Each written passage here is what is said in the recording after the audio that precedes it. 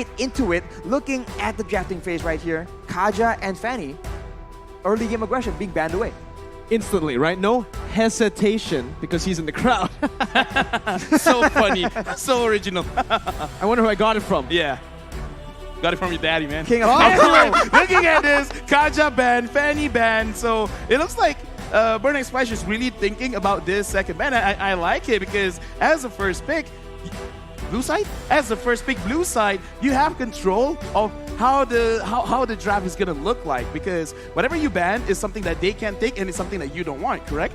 Mid control has been super important, right? And again, that just goes to show what you said. The first pick, getting that mid lane control with the initial first pick, whether it's the roamer, even sometimes the mage, if Yves is open, has been really crucial here at M4. I think it depends on what you want to try and do, right? If you want to go for a bit of flex, maybe first pick, you can actually like play around a bit. But if you want to secure the prior heroes, being able to pick up 2 in the second pick actually has a bit of value as well. So it depends on these coaches and what exactly is their approach to this drafting phase. But so far, for Burn X Flash, it does seem like, as you mentioned, to control the mid pressure, and then maybe from there on, if you can combo that with a strong jungle, that just ensures a very smooth rotation of the 3-man roaming squad from the mid lane.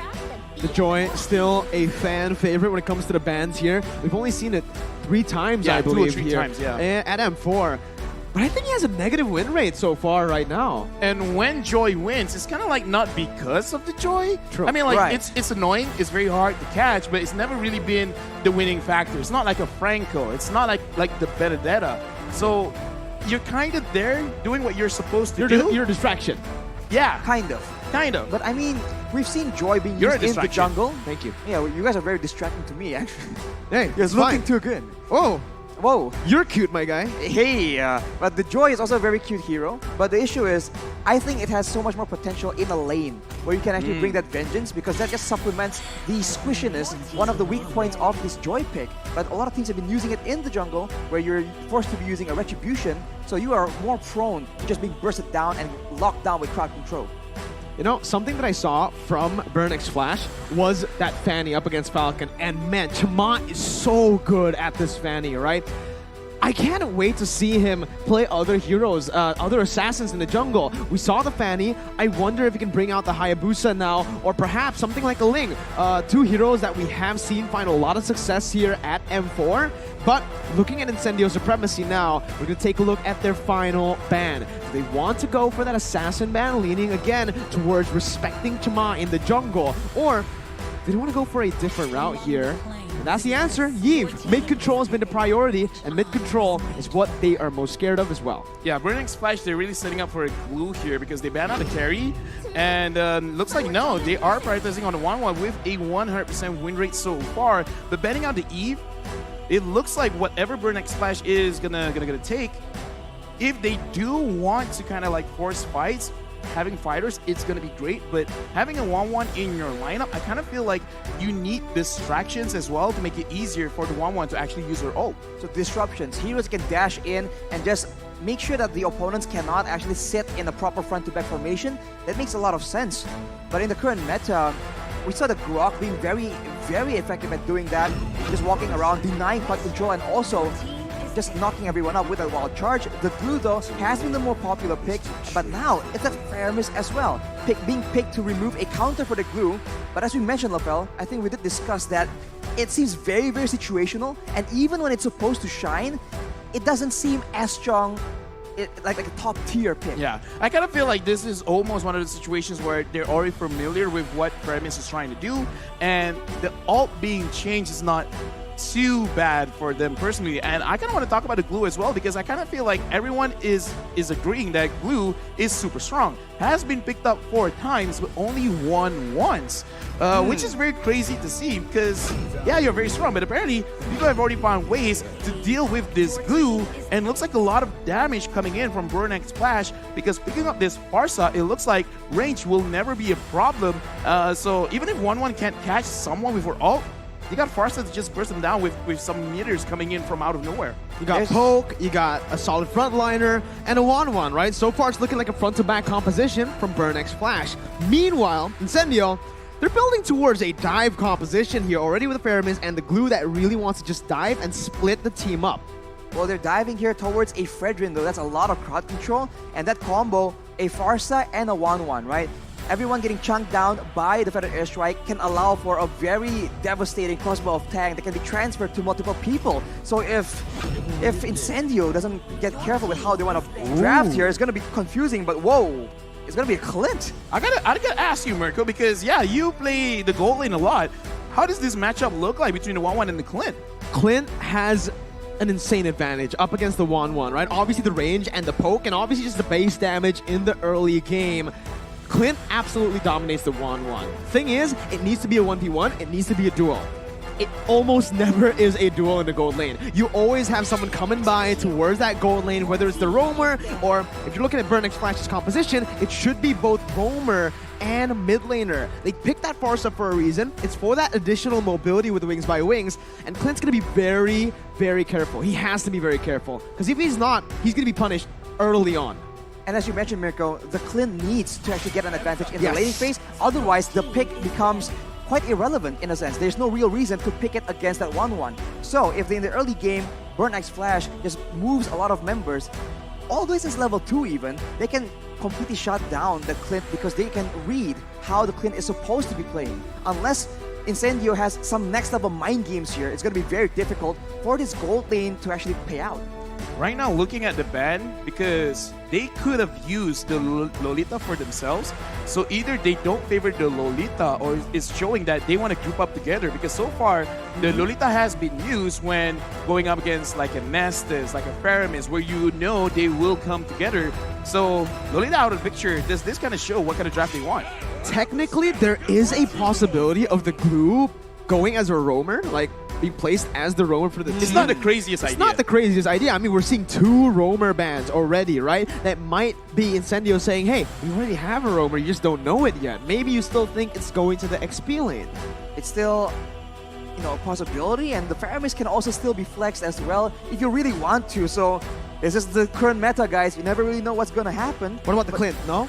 The Clint as a roamer? Clint jungler, mid laner. Jungle. That's quite the old meta. Toda would have done it. Yeah, exactly. Mid lane, yeah. Todak would have done it. Lafelle calling you guys out, guys, on the stage. But Burn X Flash will ban away yet another jungler. So it does seem like they want to have a bit of an advantage there, trying to make sure that with the quick roaming Farsa, they can combo that with a strong jungle that they can use to shut down the game completely. Although for Incendio, the Grok will be picked. Yet again, a hero that can be moved towards the row position. Okay, so is it just gonna be... Oh. No, Burn X Flash. I keep calling for the Estes, and the Estes has been picked up, as well as the Benedetta. Like, Good call. now we see all the 5 heroes for Burn X Flash. Arashi, like, what does this tell us? I've seen this composition You've seen this composition? somewhere. Yeah. I don't know. I think it was Incendio played it yesterday or 2 days ago, and I think a team who became world champions used this composition to win the world championship last year. I think. I don't know. It just seems Am I right? uncannily familiar. Yeah. I think so. I mean, it's just very balanced. There's a lot of front-to-back potential, but also a lot of ways for you to catch people off. So, I mean, if it has been proven to work a lot of times, there's no reason why they can't use it for themselves. So you can say it's a smart move, a very calculated move, but for Incendio right now, the final pick will actually dispel all this confusion we have about their roster, their lineup. It's gonna be an Amon. First time at M4 right now. That's a debut for the Amon and the Clint. Yeah, I mean, Amon is kind of cool, but I do have to say, with the S's being on Burn X Flash and a lot of bursts coming in from Incendio, will Incendio have enough damage for a prolonged team fight, or will they try to pick it off?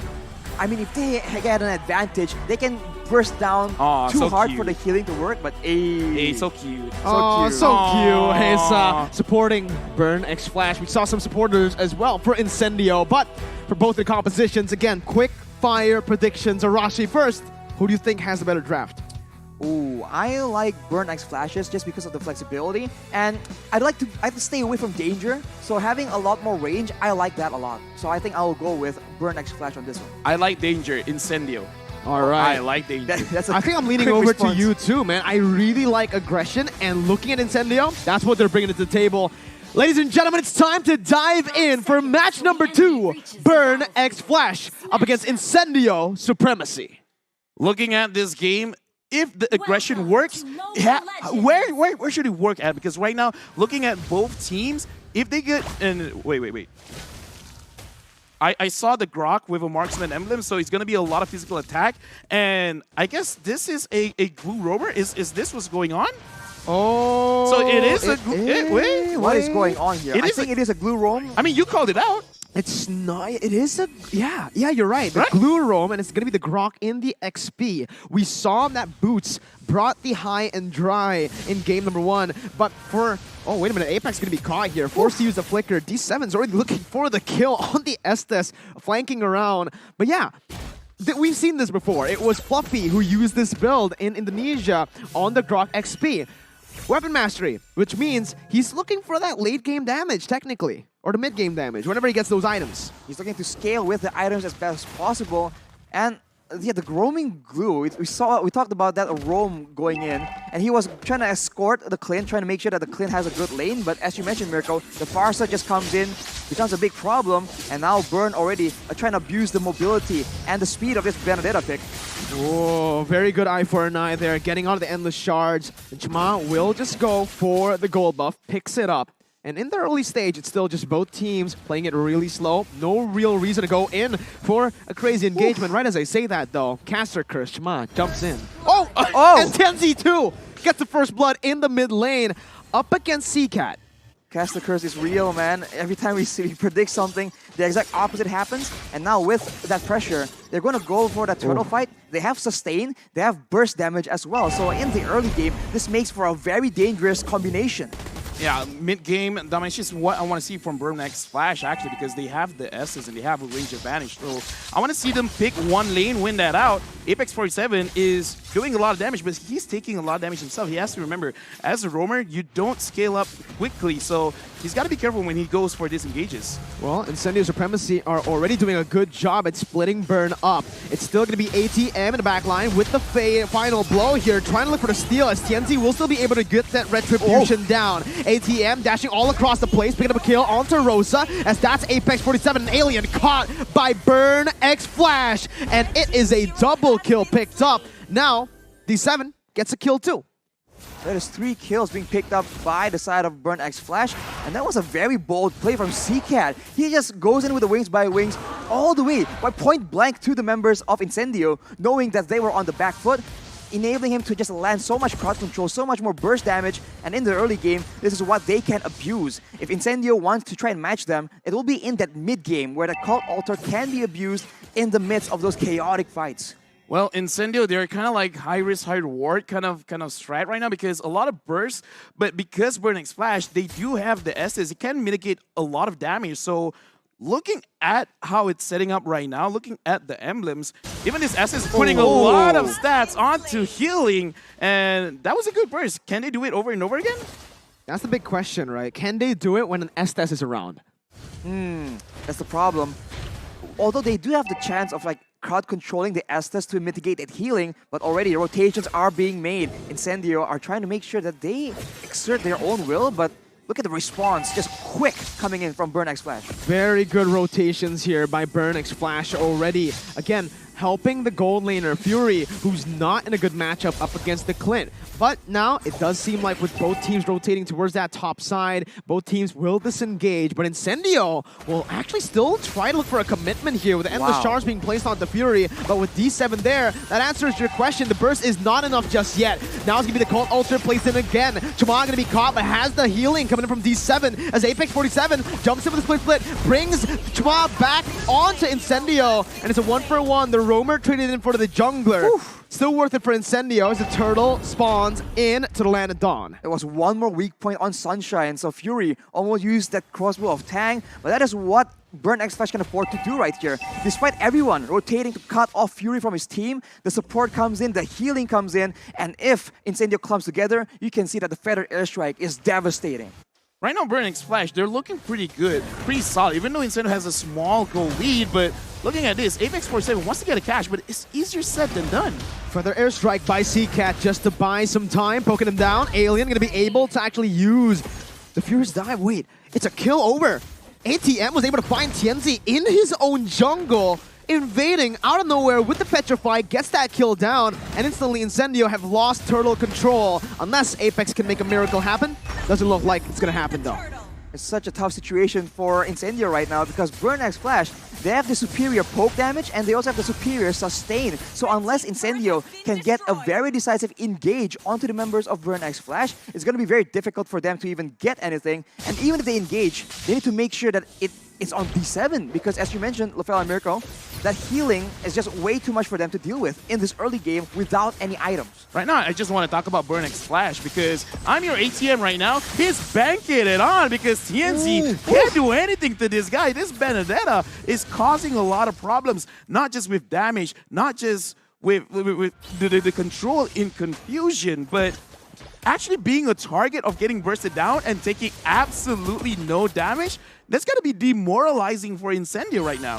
That is what happens when your composition has a very short window of damage. If you compare that to Burn X Flash, the longer the fight goes, the more they have an advantage. We saw it earlier in the turtle fight, and I think Incendio understand it as well. They want to get in, get their benefits, get the pick off, and get out before the fight gets out of control. Good opening by Chma over to Alien, dealing some damage out as Fury is actually looking for all the weakness points, gets it, wild charge forced in. The crossbow tang with the Inspire is going to be popped in, but Alien's still able to actually take all that damage, and the charge pop, but that's D7 with the healing. Apex 47 bringing him back right now with the call alter placed as well. Fury's going to be taken down as the Feather Airstrike will be popped towards the back line. TNZ taken low, and Nebrazer's Wrath by Chma seals TNZ's fate. Apex caught, has the split, goes back in, flickering onto CCat, getting the stacks down, getting in as well, bringing him back. Alien now, following it up with the damage, and you can see the weapon mastery finally coming into play as the taunt comes in. Chma is looking for the setup once again. Alien flickers out, gets knocked up, as that's another split by Apex 47. I'm your ATM, jumping in with the Petrify, Rosa flickering out. Rosa gonna be taken down with the final blow, was cancelled out, and it's a shutdown for Sunshine. Now, guess who's back? Fury's back from the dead, but it's not enough, and it is both teams just disengaging. Wow, they spent so much time trying to get into that fight that Incendio, they're able to wither most of the storm and then later on finally use that cult altar effectively. That is not what Burn X Flash were looking for. Let me just put into perspective how long that team fight was. Glue used the split, his ultimate 3 times, and Grog used the wild charge 2 times. Both ultimates. Imagine 5 ultimates from just these 2. That's a long team fight. That's a very long team fight. I almost ran out of breath. Oh, yeah. Hey, good job. Hey, thank you, man. Yeah, congrats. Yeah, you breathe, man. That's crazy. I breathe. You breathe good.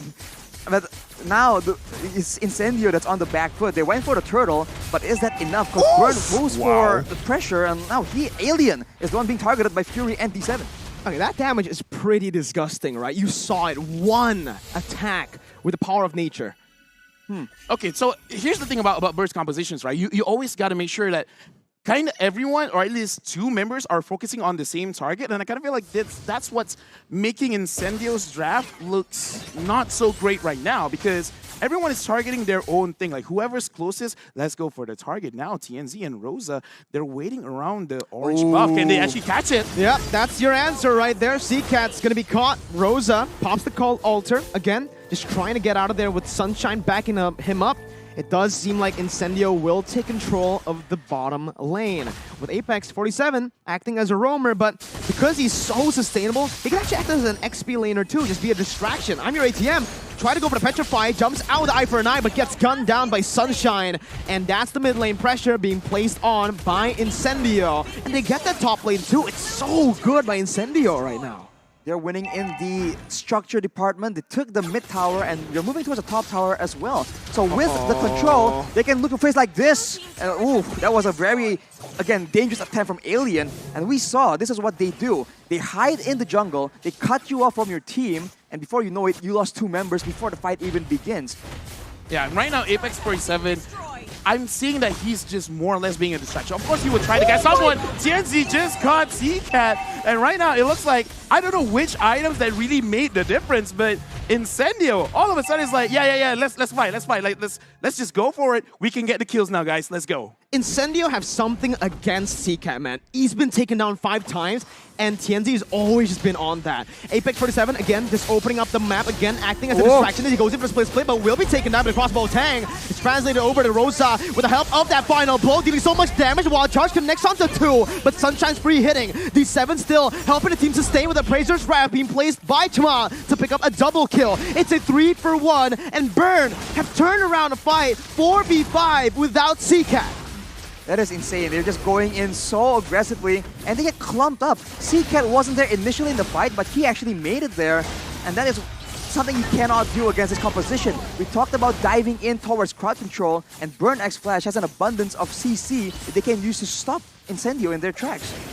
Oh, Chuma, again, taking some damage, but he is a Fredrin. Yeah, right now, looking at the composition, right, I kind of feel like Sunshine is already on board. Like, I want to fight with you guys. So, Burn X Flash, they got to start focusing on actually getting Sunshine down first before they start fight. Because in this team fight right now, what's happening, Arashi? Initially it was a called altar, but again, everyone's clumped up so deep into each other, and their member that's been shining so far is TNZ. It's an assassin that can delete one person, but he cannot delete the whole team. So we saw that TNZ was able to do a lot of damage, but everyone else are still able to survive and do the damage, and eventually Incendio just ran out of steam. Right now, Burn X Flash, they're pushing in, and if I'm looking at mid lane. I don't know who's going to win this 1v1, but it looks like neither is going to win the 1v1 because now TNZ is getting pressured because everyone from Burn X Flash is moving towards mid. And I like this way of play. Focus on actually, moving together, actually using this SS to your advantage. You just saw D7 and Fury build that Athena shield at the same time. They understand that right now, Incendio, they need to play around TNZ. If their main damage dealers or their main support can get deleted, that is a huge blow to their teamfight capabilities, and they recognize that. So with the Athena shield, it means that Incendio's TNZ will be having a lot more of a difficult time trying to delete all those backline members. Yeah, right now, I honestly think at the 12-minute mark, it's time to transition, right? Your main carry was TNZ, but now it's about time to transition over to Sunshine, who has the damage, who has the weapon mastery as well. Apex, though, still able to actually get out of that with a split as Rosa tries his best to zone the members away. Both teams not really going to risk anything, not really going to commit to anything here in 12 minutes, still waiting for that lord to spawn back in. Right now, I'm actually just looking at TNZ because he is trying very hard to make sure that he is staying at the side of Burn X Flash jungle. And looking at the way that they're playing, I kind of feel like he wants to take out CCAT or Fury as fast as possible. Right now, Alien, he's alone. Can he actually get out of this? And it looks like Burn X Flash, they're not even sure where he is. They don't know Alien is there. Oh, Alien. Oh, there you go. He's spotted here. He jumps in, looking at power of nature, but will just use the wild charge to get out. Weakness point, the final one, not there just yet, but it is opened up. Alien isolated from the rest of the team. Fury has the crossbow attack, but will not use it, and that might be a mistake, as that's an endless charge placed onto him. Chwa's gonna be isolated, and he's gonna be taken down. The crossbow attack is dealing damage to himself with Apex on him with a split, and Fury now with no ultimate. It's gonna be ATM jumping with Vector 5, finding the jungler, shutting him down. Apex running for the hills, the feather airstrike comes down to poke them down. Fury the kill spree, chasing them down, looking for more weakness points on the board, but Sunshine comes in, gets the shutdown back. ATM loses his immortality. Rosa is all alone, and it's Burn who come out on top. That was a long fight, a long chase, and Incendio went for the flank, but they kind of didn't really get the best re-engage onto that fight, and that allows Burn X Flash to buy a bit more time, and eventually, as we said, the long Jonah team fights with the sustain, with the DPS, they come out on top, and it's so disastrous because the Lord is up at the same time. Incendio is still contesting, but it does not seem possible unless Alien can make something of a miracle play. We've seen a miracle play by Grok many times before. He's looking for it. He has the weapon mastery for a reason. He steals it for Turkey, for Incendio to save the game for his team. He's an absolute alien for that one. I mean, you called it, man. We've seen so many miracle plays with the Grok. If you want to see it happen, like you do, this is why, like Grok's one of my favorite heroes. But okay, that was an insane play. But Incendio, they gotta be on the same. I don't know, man. Do I even really want to be too smart about this? Because that's the highlight of the day. That's the highlight of the day, man. Wow, unbelievable. I didn't think it was possible. I'll be real with you, but he proved me wrong, man. Alien saves that Lord play, and now with the Lord behind them, they have a chance to split up the members of Burn X Flash, and that will actually be very beneficial for their composition. They can get those pickoffs that's been very difficult to get when Burn X Flash is clumped up, working as a team together.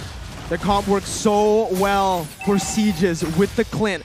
And with the Feather Airstrike being used up in the bottom lane, it leaves the mid lane susceptible to this kind of siege. You can already see it with the Lord taking the base turret down. It is going to be Incendio backing off instantly, still playing that disciplined game, not wanting to commit any further. Yeah, I kind of feel like if they want to go inside the base, it's going to be very difficult. Oh. TNC, hello, I'm your ATM. Well, come on home, stay in the base. And that's what they got to do, because if they want to go inside the base of Burn X Flash, it's going to be very difficult for them to engage. So they got to find a way to split Burn X Flash up and then actually try to engage.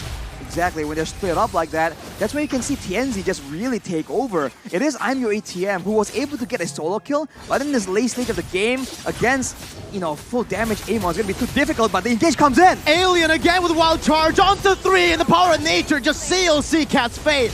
The Appraiser's Wrath did not find him, but Fury's gonna be massive right now with the crossbow tank. A winner truncheon to bait it out and to get out. TNZ gonna be caught low as Apex 47 jumps in, but Fury is still kind of away. Whoa! Sunshine guns him down, and that's 2 on the board for Incendio, plus the base turret. Okay. So pulling back to the game right now, 2,000 goal lead. Incendio, they got amazing damage, and right now Burn X Flash, I kind of feel like they gotta find a way. I love this game. I love this game as well. This game is fire. I'm fire, you're fire. You called it, Arashi. And right now, Incendio, they have a lot of burst damage, and Burn X Flash, they're trying to burn things down bit by bit. And look, talk to me, Arashi. What does Incendio got to do? What does Burn X Flash got to do to actually close this game? All right, for Burn X Flash, I think they have to try and get their sights onto Sunshine. Yes, TNZ is a problem, but they have items, they have ways to deal with that. Winter Truncheons, Magical Defense, Athena Shields, they have built that already, but Sunshine has been free hitting. He has 1 death right now. That is not okay. For Burn X Flash, the main damage dealer needs to be taken out, unless they want to lose in the whole front to back, because Fury on the 1-1 cannot just do the same kind of damage in a team fight like Sunshine on this Clint. And for Incendio, on the flip side, they can do what they've been doing right here, split up the team, ensure that the Estes cannot get full value from the blessing of the Moon Goddess, and beware of the Feather Airstrike poke damage. If it's down, if they can force Seacat to use it, they must do so. Oh, that was such a good eye for an eye to get out of the Endless Charge, but the basic attack is all TNZ needs. ATM buys the Winter Truncheon, but it's not enough. It is not enough. 1-man disadvantage right with the Lord spawning in. And what is Incendio going to do? They started up instantly. I thought they were going to wait for the Evolved Lord, but no, they're going at it. They can't waste any time. Yeah, I kind of feel like Burn X Flash, they got to see this coming, man, because whenever someone wants to split up, it really doesn't matter who you find, you're definitely going to die. So really, move as a team, try to put pressure, because right now, Incendio, they've reached their mark. They've reached their win condition. Burn X Flash, look at the game. Slow down, move together, stop getting picked off, because TNZ right now, he is loving this hero. He's loving seeing anyone moving alone. And it's crazy that he's so aggressive. He sees I'm Your ATM alone, and he goes for it on the opposite side of the Lord. It's smart. It just catches I'm Your ATM out of, off guard completely. And now with the Lord, this is going to be the final sequence. They will be trying to look for it unless Burn can find something great. Alien, what a play right there. But when nature comes in, it does not matter. TNZ is targeting the base to secure the upper brackets for Incendio Supremacy. Be proud. You have done it. Incendio. Dude, beating Falcon. Apex, and now Burn. Apex 47, he did the heart. He's happy, but I can see his hand shaking. He's like, we won. It was close. We won, but dude. You can see the pressure getting to them, man. It's such a great moment. It was so close, and it wasn't one-sided at all. There were so many moments where it was almost over, but again and again, this crazy plays happening from both these teams to keep the game alive. The fire burning. This is the fire game we've been waiting on. It completely delivers, man. What a game. Battle of Dark Horses, you could kind of call it, right? Wow. Or the Fire Horses, because both teams brought fire to the stage. Man, again, let's talk about it. For me, give the MVP over to Alien. Just give it over to him, man. That Lord Steel, hello? And the final fight? The amount of damage coming from the Grog is like, one slap, you're like 50% HP gone? Go green, power of nature. Power of nature, man. And he goes in at the right time again and again. He is the main engage tool. And it's just so unexpected, I must say. Like, I was thinking that they're going to approach it differently, but we were in the middle of a sentence and he just goes in. And when your marksman just gets chunked to half HP in a single second, at that point, it's just so difficult to recover. Late game Clint too, right? We mentioned it early on. If the Clint doesn't get rolling, he is going to struggle. But in this game, in the lane, it was a stalemate. None of them actually got a solo kill. Doesn't matter. Because Clint, towards the late game, will definitely scale better because of the range and the front to back that they have. Clint is essentially a magician, man, because first you see his HP, now he's gone. Yeah, exactly. He's not shooting bullets. They're just straight up bombs. Because of the passive, right? How it works. Every time he uses a spell, his next attack hits hard and it hits everyone at the same time. So when everyone's clumping up to get healing from the Blessing of the Moon Goddess, they're also lining up for that perfect collateral coming in from Clint. CCAT did not get to play it. So frustrating, man. And towards the end, they moved it over, not just to CCAT, but also to I'm Your ATM. On a Benedetta with an eye for an eye, you would think that he could actually get out of the burst of the Endless Shards, but no. Yeah, in the early stage of the game, sure, you can avoid a lot of damage, but once TNZ locks onto you, you could dish, dash all over the place. Doesn't matter. The Endless Shard would just keep on coming. And the basic attack too. And the basic attack too. I think initially it's because you can block the abilities with the eye for an eye, but in the late game, look at those attacks, dude. I'm just gonna press this button over and over again. Eventually, you'll die. Exactly. That's what happens towards that mid game to late game. And once your EXP lane cannot sustain alone, cannot split push, it's very hard to win that macro game. And look at Incendio. That late game macro, it's all in their hands. That's why they were able to actually catch the members of Burn X Flash off guard when they're trying to push out lanes, when they're trying to set up for the Lord. They just get completely taken out. And numbers advantage is just so massive in the late game. You can say goodbye to Wanwan's 100% win rate because it's down, it's gone now. Fury played really well, especially early on, to go up against a Clint like that, right? But fortunately, it was not enough to transition over to the late game. And CCAT, I think the main problem for Burn X Flash wasn't just handling the damage from the enemy team, but handling the CC. CCAT can't ult freely, and Fury can't do much if he gets CC'd. On top of that, the Estes, D7, had such a bad time later on in the game because he's always getting CC'd. He's knocked up. There's so much to be careful of, be wary of. And because I think Sunshine has the motto when he's using a Clint, if the enemy hits hard, I just hit harder. And that's one of the bigger problems where I think the Burn X Flash completely understands we gotta get Sunshine down. We gotta set the sun on this guy. But looking at his positioning, it really wasn't easy. Alien as well, creating a lot of space. So we do say it's like, okay, Burn X Flash, move together, man. You guys have the Estes, but it's very demoralizing when you are an Estes and your job is to deal with burst damage. But when you can't handle that burst damage, it doesn't look good. So I don't know. I feel like this game was more 50-50 than what people would think because Burn X Flash has a lot of avenue that they can win the game.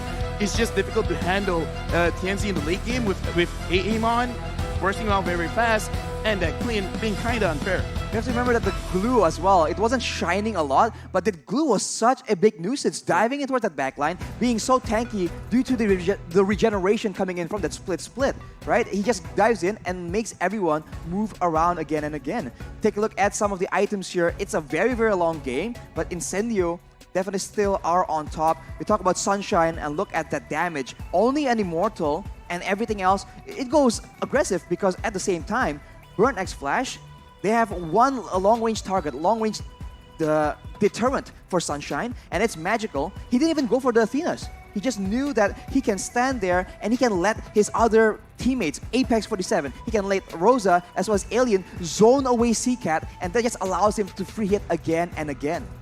And to add on to that, right, I want to talk a little bit about the gold lane matchup here. Look at Fury on the Wanwan. He was forced to actually go for the Athena and for the Wind of Nature. And if you look at the damage coming in from Incendio Supremacy, it makes sense. They need some damage for the side of... They need some defensive items from the side of Burn X Flash. Yeah, defensive items, it just makes it so difficult. So like, you know, if they wanna actually like, survive in the late game, it's gonna be too difficult. And if they wanna try and itemize in a very simple manner, it also makes it so irregular in how they want to play it out. Because for Burn, it's not like Seacat has no damage, but the fact that he is under fire, being chased by so many heroes that can burst him down, it's so difficult. Whereas for TNZ and for the rest, he has a Winter Truncheon, and that's about it. They can call it a day. Let's see. Man, there's so much damage, right? You would think that they would have a little bit more defensive items because they were able to actually win in a lot of these prolonged team fights, but no. Incendio just went full-on damage with the weapon mastery that they have as well. It really benefited them, right? I mean, we saw even in the late game, Alien. Grok's supposed to fall off damage-wise. Not with that emblem, though. I mean, this might be resurgence of the strategy, especially with what LaFell said, right? No. We have to see, like, if the damage just scales and gives him a lot more physical tankiness, that is why this Grok is such a unique hero and has so many uses. In this post-game stats, we can see that the carry is definitely TNZ with a 76,000 damage dealt, but Apex 47 as the sandbag as well. He was just so obnoxious. The Forgotten One, D7, he did so much for his team. It was a solid performance with the Estes, but unfortunately, it just was not enough. The healing did well, especially in the mid-game, but Arashi, when you talk about that late game where the damage just constantly scales for the Amon, the Clint, there's not much you can really do. Exactly. I think the flexibility, right? You guys were talking about aggression so much, and you know, I thought that my prediction, Burn X Flash was gonna win, but you know, you guys and Incendio Supremacy proved me wrong completely. So it just shows again how reliable, how good aggression can be in this higher stage of the game. When you are the proactive one, when you are the one that can suddenly make the play happen like Alien on that Grok, you already have an advantage compared to Burn, who was just waiting and just, you know, on their toes on who is actually gonna make that first move. All right, man. Incendio, they broke the curse too. They won on red side today in the second match. So, Arashi, MVP, I think we can agree we want to give it to Alien, right? Do you think Alien's the MVP? I think so, man. Like, Come on. there's no question about it. Stealing the Lord, getting the fights done, and we'll see. It's actually TNZ TNZ. who played very well too, right? You could see that okay. TNZ picked Seacat off so many times early on, and later on, he transitioned. He didn't just stay on Seacat because he knows that D7, he read that. He changed. Exactly. I mean, he was able to adapt his playstyle depending on what the circumstances were, and he is able to adjust and see like who is actually the most disturbing member on the team. Because in a team fight, when the skirmishes were happening, he was going for Fury, he was going for Seacat. But once he understood that, oh, this is a macro game now, when we're playing for the late game neutral objective, the Lord, he just keeps going for that split push. He catches the Benedetta off guard again and again, and I think it's still a well-deserved MVP, but of course, shout out to Alien, man. Shout out Alien, man. Oh my god. He saved the game for his team, but obviously, looking at this, I really want to take a look at the highlights again because that game was full of it, man. It was all full with just TikTok moments here and there. I just really want to see the Grok steal again, dude. That Grok steal was magnificent. Yeah, we were saying it's difficult, it's over. There needs to be a miracle, and it happens. Wow. The wild charge you is a can't miracle write a ability. better story, man. Like, what? And it's insane. It happened towards Incendio, one of the dark horses, one of the teams that almost everybody wrote off, right? Again, this wasn't a team that wrote off. Oh, okay? not wrote off. No, okay. not wrote off. Wrote off because, well, I think we can agree. Coming into M4, we weren't really talking about Incendio. Looking at Group A, we thought, hey, it's gonna be a very smooth ride for Blacklist and Falcon. Right, but this is why it's so good. No one wants to watch a tournament where it's already predetermined, pre-decided. These are the games we want to see. The aggression, how it's so intense and it can go either way. And I think for sure, for TNZ, this game was like that. He was having a difficult time in the early game due to that Benedetta, but he persevered. He understood that, all right, in the late game, he just knows the power spikes and he knows that towards that moment, 1v1, bring it on. You know, I need to ask you this question too, Arashi. Amon, first time picked up, instant win, right? And MVP. Is this hero back in the meta? Is he going to be prioritized from this game onwards? Or do you think this just works for this composition that they've gone for, which really prioritizes crazy aggression. I think that as an assassin, it works really well, but also depending on what kind of composition, as you mentioned, Mirko, because if he is going to go in alone, he does not have the mobility. He has the concealment, right? He can like be a bit slippery with how it is to catch. But if he's going in alone against multiple members, he does not have the same kind of mobility like a Lancelot, like a Hayabusa, for example. And I think that's why Hayabusa just stands out so much more in the meta. But right now, we take a look at the highlights, Mirko, and that is what we've all been waiting for, man. Oh yeah, man. I just want to. I really want to watch that game over because of how interesting it was. Right, very slow pace, but it was a very intelligent game. Heavy macro. Then when we got to the mid game, it was just skirmishes on top of skirmishes. So we got both styles, right? We saw Incendio style. We saw Burn style as well. Keep in mind, you were saying that, oh, this game is still pretty slow, and then all of a sudden it Boom. picks up. The Cast Curse is so real. But we have to see, man. The highlights here will really show, again, the brilliance of that game and how well it is for both these teams to actually make the plays happen at such a tense situation. Remember, this is M4, and there were so many eyes, so many expectations on them, and they performed absolutely well from both these teams. If you look at this fight right here, as you can see, the backline is never safe. No, it wasn't. Apex 47 comes in, Alien comes in, and before you know it, if you're not careful, an invisible TNZ will take you out. Here, man, you can see it, right? That it's just really good micro. Every single team fight was full of this, right? Even here, you can see it was so good initially for Incendio Supremacy. They got the pick onto CCAT, who isn't in the fight, but Burn was able to actually outmaneuver and use that choke point to turn the tides around. And hey, a couple minutes later, it happens, but it's Incendio who wins it again. I think it's just a very interesting situation here where both marksmen are critical to winning in the late game, but they have different solutions. For Incendio, it's going to be an assassin. For the side of Burn X Flash, it's going to be a mage. It just happens to actually coincidentally favor, and is that steal. He's alone too. There was no distractions. There were no combos being used. He just goes in solo and gets it done. No one set that up for him. I agree. No one set that up for him. And right now, Rashi, with this, I think we are going to throw it over to LaFell for an interview with Incendio Supremacy.